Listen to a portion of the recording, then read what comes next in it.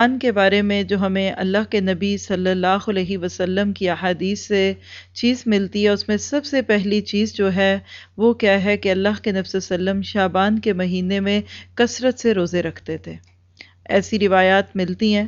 آپ نے حضرت عائشہ رضی اللہ تعالیٰ عنہ کی ایک روایت ہے، اسامہ بن زید نے اللہ کے نبی سے سوال کیا کہ میں آپ کو رمضان کے علاوہ شعبان میں کثرت سے روزے رکھتا ہوا دیکھتا ہوں، اس کی کیا وجہ ہے؟ دیکھیے کہ صحابہ کرام کتنی باریکی سے اللہ کے نبی صلی اللہ علیہ وسلم کے عمل کو دیکھتے تھے اور پھر فوراً اس پہ عمل بھی کر لیتے تھے اور پوچھ بھی لیتے تھے ایسی بات۔ تو آپ سے پوچھا گیا کہ آپ کیوں اتنے روزے رکھتے ہیں؟ تو آپ نے فرمایا کہ لوگ رجب اور رمضان کے درمیانی مہینے سے غافل ہیں، یعنی شعبان کے مہینے سے پہلے رجب کا مہینہ ہوتا ہے اور اس کے بعد رمضان کا مہینہ ہوتا ہے، تو لوگ اس مہینے سے غافل ہیں، جبکہ اس مہینے میں اللہ تعالیٰ کے سامنے بندوں کے اعمال پیش ہوتے ہیں۔ یعنی ہمیں اس حدیث سے کیا پتہ چلا کہ ہمارے سال بھر کے جو عمل گڈ ڈیڈز اور بیڈ ڈیڈز ہوتے ہیں، اس کا جو اینول اکاؤنٹ ہوتا ہے، جو سالانہ حساب کتاب ہوتا ہے، وہ شعبان کے مہینے میں اللہ تعالیٰ کے پاس جاتا ہے۔ اور اسی وجہ سے پھر اللہ کے نبی صلی اللہ علیہ وسلم روزے رکھنا چاہتے تھے تاکہ جب ان کا نامہ اعمال اللہ کے سامنے جا کے کھلے تو وہ روزے سے ہوں اور اللہ تعالیٰ کو آپ پر رحم آ جائے۔ اسی طرح صحیح بخاری کی ایک روایت میں حضرت عائشہ رضی اللہ تعالیٰ عنہ فرماتی ہیں کہ میں نے اللہ کے نبی کو رمضان کے علاوہ سوائے شعبان کے کسی اور مہینے میں اتنی کثرت سے روزے رکھتے ہوئے نہیں دیکھا۔ تو شعبان کی جو چیز ہمیں دکھی وہ کیا ہے کہ کثرت سے روزے رکھنا چاہیے۔ ایک روایت میں آتا ہے کہ حضرت انس نے اللہ کے نبی سے پوچھا کہ کس مہینے میں روزے رکھنے چاہیے؟ آپ نے فرمایا کہ شعبان کے مہینے میں۔ کیوں کہ رمضان کی عظمت کے لیے۔ کہتے ہیں پھر میں نے پوچھا کہ اللہ کے نبی صدقہ کس مہینے میں زیادہ کرنا چاہیے؟ تو آپ نے فرمایا کہ رمضان کے مہینے میں۔ تو یہ بات ہمیں بتاتی ہے کہ اس موسم میں اس میں روزے رکھے جائیں۔ دوسری چیز جو اس میں ہم کر سکتے ہیں، خاص طور پہ خواتین کے لیے اس میں ایک چیز آتی ہے، اور وہ کیا ہے کہ اگر کسی وجہ سے اور بیماری کے دنوں کی وجہ سے پچھلے سال کے جو چھٹے ہوئے روزے ہیں ان کو میک اپ کر لیں۔ حضرت عائشہ رضی اللہ تعالیٰ عنہ فرماتی ہیں کہ ہمارے جو حیض کے چھٹے ہوئے روزے ہوتے تھے، ہم اگلے سال کے رمضان سے پہلے یعنی شعبان کے مہینے میں ان کو پورا کر لیتے تھے۔ تو گویا کہ آپ یہ کہہ لیں کہ ڈیڈ لائن قریب آ جاتی ہے، ایک سال کی مہلت بھی اگر پوری نہیں کی، یعنی ایک سال کا فائدہ نہیں اٹھا سکے، تو شعبان کے مہینے میں ویسے بھی روزوں کا ثواب ہے۔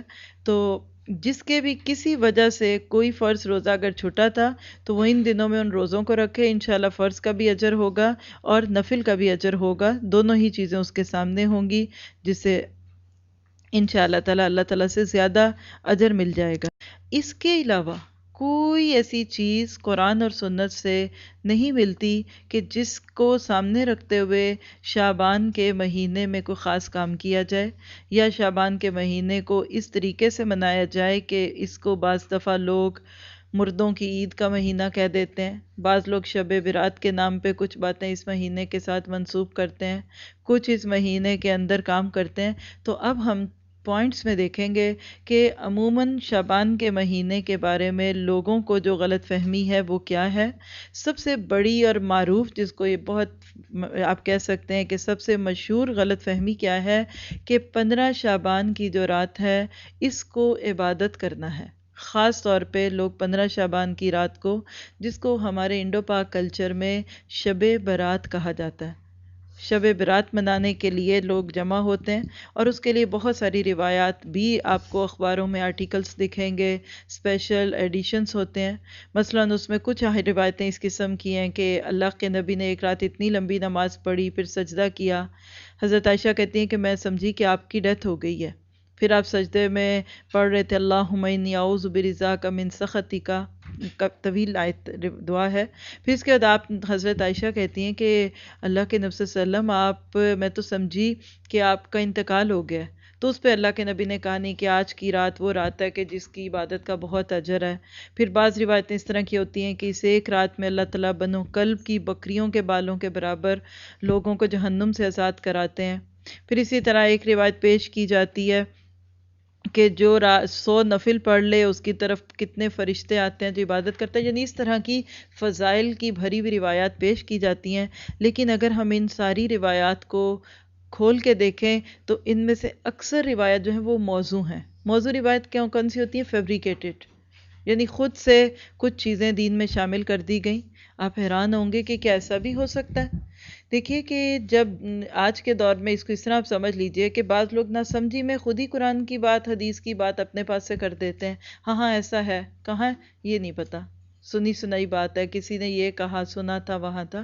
اسی طرح ہماری ہسٹری میں ایک ایسا دور گزرا ہے کہ جب خاص طور پہ اسلام جو تھا کوفہ میں آیا تھا، اور کوفہ کے لوگوں کا آپس میں کچھ اس قسم کا معاملہ تھا کہ اللہ کے نبی صلی اللہ علیہ وسلم کی احادیث کی جگہ وہ حضرت علی رضی اللہ عنہ کی طرف جب انکلائن ہوئے تو کچھ اس طرح کے سیاسی حالات ہو گئے کہ ایک شخص تھا، اس نے بستر مرگ پہ اس بات کا اعلان کیا تھا کہ میں آج اس بات کا اقرار کرتا ہوں کہ میں نے کئی ہزار یا لاکھ کے قریب حدیثیں، کہتا ہے کہ میں نے خود گھڑ کے تو میں نے حدیث کے نام پہ کتابوں میں شامل کی۔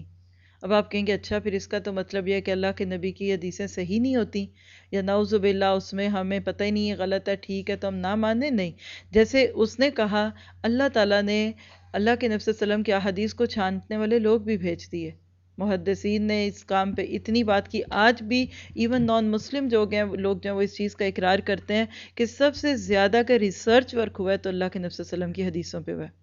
کسی انسان کی باتوں کو اتنی امپورٹنس دنیا میں نہیں دی گئی جتنی آپ کو دی گئی ہے۔ تو اس وقت ہر چیز کلین اینڈ کلیئر ہے، لیکن ہمارے لیے جو بات اس میں سمجھنے کی وہ یہ ہے کہ 15 شعبان کی رات کو خاص طور پہ شب برات کے طور پر منانا، یہ چیز قرآن اور سنت سے ثابت نہیں ہے۔ عموماً یہاں ایک غلط فہمی ہے، اور وہ کہاں ہے؟ سورۃ دخان کی بالکل آیت نمبر 3 جو شروع میں ہی آتی ہے، بسم اللہ الرحمن الرحیم، انا انزلناہ فی لیلۃ مبارکۃ انا کنا منذرین فیہا یفرق کل امر حکیم امرا من عندنا انا کنا مرسلین رحمتا من ربک انہ هو السمیع العلیم۔ اس کا ترجمہ ہے، بے شک ہم نے اس قرآن کو لیلۃ مبارکہ میں نازل کیا اور بے شک ہم ہی ڈرانے والے ہیں۔ اس میں ہر اہم کام کا فیصلہ کر دیا جاتا ہے حکمت کے ساتھ، اور وہ کام ہماری طرف سے ہوتا ہے اور ہم ہی اس کو بھیجنے والے ہیں۔ رحمت ہے آپ کے رب کی طرف سے، بے شک وہ سننے اور جاننے والا ہے۔ یہ جو چند آیات ہیں، بعض لوگ ان آیات کو 15 شعبان کے ساتھ جوڑ کر یہ تصور لے آتے ہیں کہ یہ رات جو ہے یہ عبادت کی رات ہے، اور آپ دیکھیے کہ یہ مسکنسیپشن ہے، کیونکہ اس جگہ بھی اور اسی طرح سورۃ القدر میں اِنَّا أَنزَلْنَاهُ فِي لَيْلَةِ الْقَدْرِ، اس کے اندر پھر اسی طرح سورۃ بقرہ میں رمضان کے ناطے میں اللہ تعالیٰ نے فرمایا کہ ہم نے قرآن کو رمضان میں نازل کیا۔ تو پتہ کیا چلتا ہے کہ یہ جو آیتیں 15 شعبان کی سوچ سے پڑھی جاتی ہیں، یہ اصل میں رمضان کی آخری راتوں کی طرف بات ہے۔ اللہ کے نبی صلی اللہ علیہ وسلم کی باتوں سے واضح ہے، قرآن میں اس کی کثرت سے چیز ملتی ہے کہ قرآن پاک رمضان میں نازل ہوا تھا۔ کھل کے اللہ تعالیٰ شہر رمضان الذی انزل فیہ القرآن، سورہ بقرہ میں آتا ہے دوسرے پارے کے چوتھے شاہ رکوع میں کہ شہر رمضان کا مہینہ الذی انزل فیہ القرآن، جس میں اللہ تعالیٰ نے قرآن پاک کو نازل کیا۔ یعنی نبی صلی اللہ علیہ وسلم پر جو پہلی وحی آئی تھی غار حرا میں، وہ رمضان کے مہینے میں آئی تھی، اور آپ نے اپنی زندگی میں بھی اس بات کا حکم دیا۔ صحیح بخاری کی ایک روایت ہے کہ ایک دفعہ اللہ کے نبی صلی اللہ علیہ وسلم باہر نکلے تو دیکھا کہ 2 شخص جھگڑ پڑے، لڑائی ہو گئی۔ ان میں صلح کرانے میں آپ نے فرمایا کہ میں جب باہر آیا تھا تو مجھے لیلۃ القدر بتائی گئی تھی کہ کون سی ہے، یعنی جس ایک رات کی عبادت 50,000 راتوں سے بہتر ہے، لیکن تمہارے جھگڑے کی وجہ سے وہ مجھے بھلوا دی گئی، لہٰذا اب اس کو تم 21، 23، 25 سے لے کے 29 تک کی جو طاق راتیں اس میں ڈھونڈو۔ اسی لیے آپ دیکھیے کہ رمضان کے آخری عشرے میں ان راتوں میں عبادت کا حکم ہے کہ ان میں سے کوئی ایک رات تھی جس میں لیلۃ القدر ہے اور جس میں قرآن پاک کا نزول ہوا، اور جس کی ایک رات کی عبادت کئی ہزار کی راتوں کی عبادت سے بہتر ہے۔ ہمارے کلچر میں یہ بات بڑی معروف ہے کہ اس رات پتے لگتے بھی ہیں اور جھڑتے بھی ہیں، اور جنہوں نے مرنا ہوتا ہے ان کے پتے اتر جاتے ہیں، اور جنہوں نے پیدا ہونا ہوتا ہے وہ لگ جاتے ہیں. لیکن آج اس چیز کو سمجھنے کی ضرورت ہے کہ یہ سب جو ہے یہ رمضان کی رات میں ہوتا ہے، شعبان کی رات میں نہیں ہوتا. پھر اسی طرح آپ دیکھیے کہ اللہ تعالیٰ نے کچھ دن دیے ہیں، مثلا جیسے یوم الحج، حج کا دن، یوم الترویہ ہیں حج کے دنوں سے جو پہلے کے 2 دن ہوتے ہیں، پھر یوم النحر ہے قربانی کا دن، لیلۃ القدر ہے، ایام 20، یوم الجمعہ، ایام تشریق. لیکن شب برات کا لفظ جو ہے یہ ہمیں کہیں نہیں ملتا. شب کا لفظ ہے نا، یہ فارسی کا لفظ ہے، اس کا معنی ہوتا ہے نائٹ، عربی لفظ ہی نہیں ہے یہ. اور برات کا جو لفظ ہے نا، برات اگر اس کو بولیں تو یہ سنسکرت کا لفظ ہے جس کا معنی ہوتا ہے دھولا کی برات. آج ہمارے ہاں شادیوں میں یہ لفظ بولتے ہیں نا، بارات آ گئی کہ نہیں آ گئی. اب آپ بتائیے کہ ہمارا دین عرب سے شروع ہوا، عربک رنگ اس پہ غالب ہے، وہ دین کیسے ہو سکتا ہے کہ جس کے اندر آپ لوگ لفظ وہ کہہ رہے ہیں جو عربی زبان میں نہیں آتا. یعنی عربوں کو تو شب کا لفظ نہیں پتا ہوگا نا کہ یہ رات کو کہتے ہیں، کیونکہ وہ فارسی نہیں جانتے تھے. اسی طرح برات کا لفظ، دولہا کی برات، ان کو نہیں پتا ہوگا. آج بھی ایون جو ہمارے ہاں معروف برات ہے وہ عرب لوگوں کو نہیں پتا ہوتی، کیونکہ ان کے ہاں یہ کانسیپٹ نہیں ہے. اور اگر اس کو برات کی بجائے برات کہیں نا، الف پہ حمزہ ڈال دیں جھٹکے کے ساتھ، سورۃ توبہ کا جو دوسرا نام ہے برات من اللہ، تو اس کا معنی ہوتا ہے بیزار. تو بیزاری کی رات، کس سے بیزاری، کس کی بیزاری؟ کوئی بھی تو نہیں ہے نا. تو اس لیے اس چیز کو ذہن میں رکھنے کی ضرورت ہے کہ ایسی کوئی بات نہیں، یہ رات عام رات کی طرح ہے. دوسری پھر مس کنسیپشن کیا ہے کہ اس رات میں اسپیشل نفل پڑھے جاتے ہیں. اور وہ کس قسم کے نفل ہیں؟ بعض دفعہ کئی اس کے اندر صورتیں پڑھی جاتی ہیں، قل هو اللہ کئی دفعہ پڑھی جاتی ہے. یعنی اس قسم کی باتیں کی جاتی ہیں کہ جس کی وجہ سے ایسے لگتا ہے کہ اس طرح عبادت کرنے کا حکم اللہ کے نبی نے دیا ہے. تو یہ بھی کوئی ایسی چیز نہیں ہے اس رات کے لیے جس کو ہم کہیں کہ یہ دین ہے. اب دیکھیں یہ چھوٹی سی بات سمجھ لیجئے کہ ہم کوئی بھی نیکی کیوں کرتے ہیں، عبادت کیوں کرتے ہیں؟ تاکہ اللہ راضی ہو جائے نا، اللہ کی خوشنودی کے لیے. اب اللہ کب خوش ہوگا؟ جب ہم اس کے بتائے ہوئے طریقے پہ عمل کریں گے نا. مثلا آپ دیکھیے کہ ہم چاہتے ہیں کہ ہمارے ماں باپ ہم سے خوش ہو جائیں، یا بیویاں چاہتی ہیں کہ ان کے شوہر ان سے خوش ہو جائیں. تو کس طریقے سے کام کرنے پہ وہ خوش ہوں گے جو ان کو پسند ہے؟ رائٹ اور رانگ؟ جو کام ہمارے بڑوں کو پسند ہی نہیں، ہمارے ماں باپ کو، یا جس کو انہوں نے کہا ہی نہیں آپ خود ہی کر لیں، وہ کہیں گے تم نے یہ کیوں کیا، میں نے کب کہا تھا تمہیں. کئی بار آپ کو ماں سے ڈانٹ پڑتی ہوگی نا، میں نے کب کہا تھا تمہیں یہ کرنے کو. ہاں، تو بالکل اسی طرح یاد رکھیے کہ عبادت کے نام پہ کچھ بھی کریں گے تو وہ اس طرح سے کریں گے جیسے کرنے کا حکم دیا گیا. اللہ کے نبی صلی اللہ علیہ وسلم پر ایک ایسی آیت اتر چکی ہے حجۃ الوداع کے موقع پہ، جس کے بعد اب دین میں اپنی مرضی سے کوئی نیا کام نہیں کیا جا سکتا. اور وہ آیت کیا ہے؟ الیوم اکملت لکم دینکم واتممت علیکم نعمتی وردیت لکم الاسلام دینہ، کہ آج کے دن میں نے تم پر اپنا دین پورا کر دیا اور تم پہ اپنی نعمت تمام کر دی اور تمہارے لیے اسلام کو پسند کر لیا. اب دین مکمل ہے، اس میں کوئی چینج کریں گے نا تو وہ کمی بیشی جو وہ اس کو نقصان دے گی فائدہ دینے کی بجائے. اس لیے اس چیز کو انسان ذہن میں رکھے. نیکی کے نام پہ آپ کوئی بھی کام کریں گے تو پہلے چیک کیجئے کہ واقعی اللہ اور اس کے رسول نے کیا کہ نہیں کیا. پھر ایک تیسری مسکنسیپشن کیا ہے کہ اس رات اللہ سبحانہ تعالیٰ پہلی رات پہ یعنی اس رات اللہ تعالیٰ پہلے آسمان پہ آتے ہیں اور یہ معافیوں کی رات ہے. تو آپ دیکھیے کہ ایسا تو ہر رات ہوتا ہے. یہ صرف 15 شعبان کے ساتھ ہم کیوں جوڑتے ہیں؟ اللہ کے نبی صلی اللہ علیہ وسلم نے فرمایا کہ ہر رات جب تیسرا حصہ شروع ہو جاتا ہے، یعنی 2/3 گزر جاتا ہے اور آخری تہائی آتی ہے، تو اللہ سبحانہ تعالیٰ آسمان دنیا پہ نزول فرماتے ہیں اور پھر آواز لگاتے ہیں، کوئی ہے جو اپنے گناہوں کی معافی مانگے میں اس کو معاف کر دوں، کوئی ہے جو بیماریوں سے صحت مانگے میں اس کو صحت دے دوں، کوئی ہے جو رزق کی تنگی کا شکار ہے میں اس کو رزق دے دوں. لیکن لوگ تو سو رہے ہوتے ہیں، ہم لوگ اسی وقت ہماری آنکھ لگتی ہے. تو کیا اس کو صرف ایک رات کے ساتھ رکھیں گے؟ ایسی بات نہیں ہے. کوئی کام کریں ہمیشہ کریں. اللہ کے نبی صلی اللہ علیہ وسلم سے پوچھا گیا کہ اللہ کو سب سے زیادہ عمل کون سا پسند ہے لوگوں کا؟ تو فرمایا کہ احب الاعمال الی اللہ ادومها وان قل. اللہ کو سب سے زیادہ وہ عمل پیارا لگتا ہے جو انسان ہمیشہ کرے، کنسسٹ ہو، دوام کے ساتھ کرے، مستقل مزاجی سے کرے، چاہے وہ چھوٹا سا ہی ہو. حضرت بلال رضی اللہ عنہ کے قدموں کی چاپ نبی صلی اللہ علیہ وسلم نے جنت میں سنی۔ بعد میں پوچھا کہ بلال آپ کیا نیکی کرتے ہیں؟ کہا کچھ نہیں، بس جب وضو کرتا ہوں نا تو 2 نفل پڑھ لیتا ہوں۔ کہا بس تیرے یہ 2 نفل تجھے جنت میں لے جائیں گے۔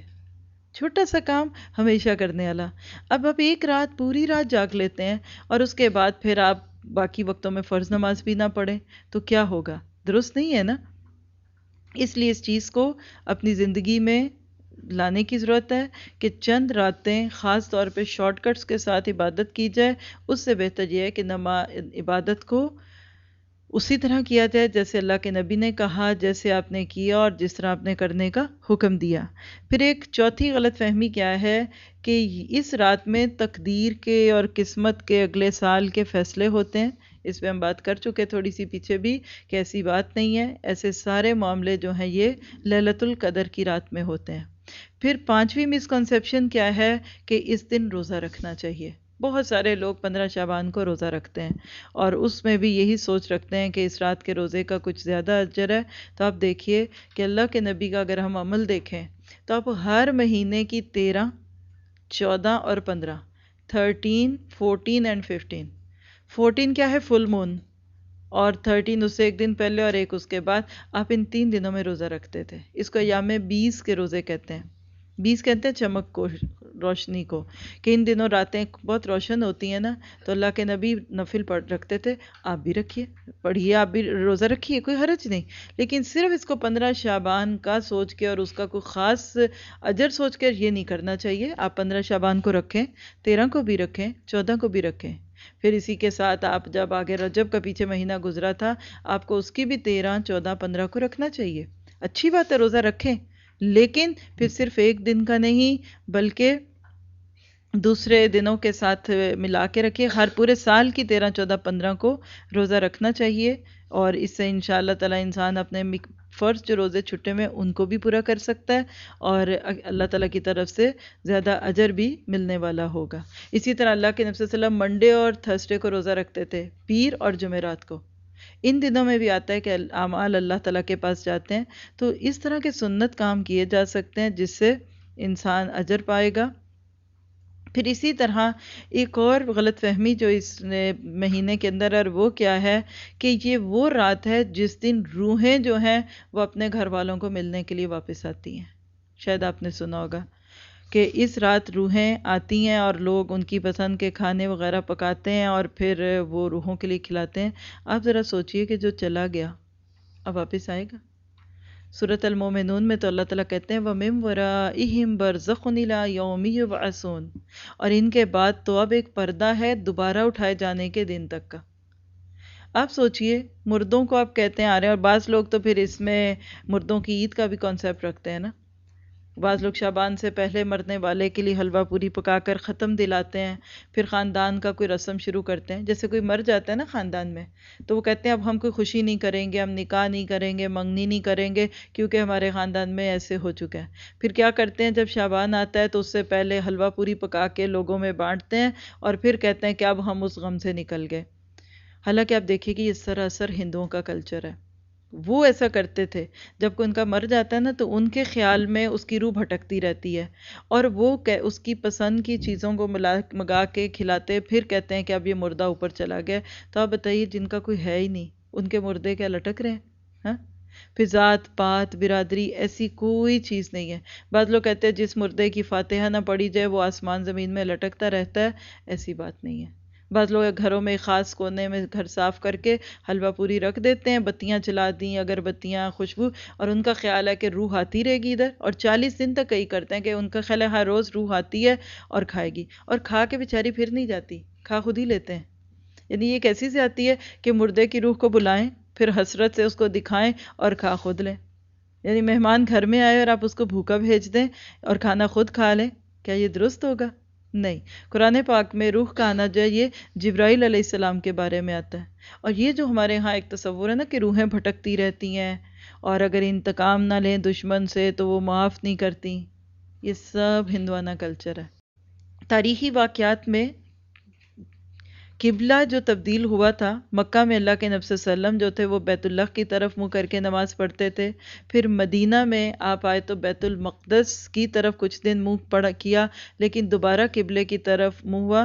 تو قبلے کی تبدیلی کا جو حکم تھا یہ 15 شعبان کو ہوا تھا، یعنی شعبان کی امپورٹنس میں یا اس کے اہم واقعات میں قبلے کی تبدیلی کی بات ہے۔